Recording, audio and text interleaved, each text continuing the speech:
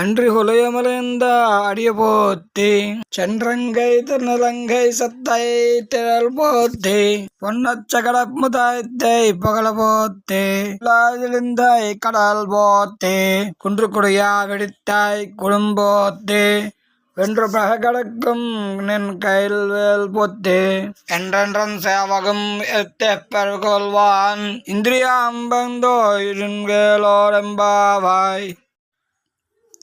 పూర్వం లోకాలన్నిటినీ నీ అడుగులతో కొలిచిన స్వామి, నీ పాదాలకు మంగళం.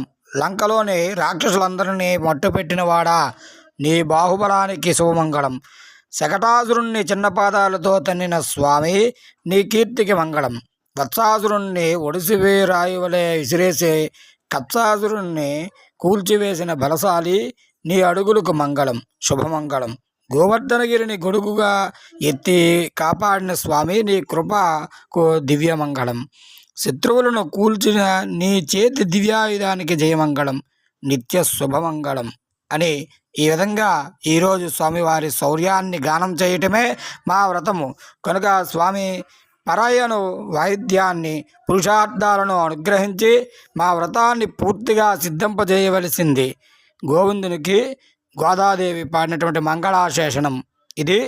ఈ యొక్క 24వ పాశురం. శుభం.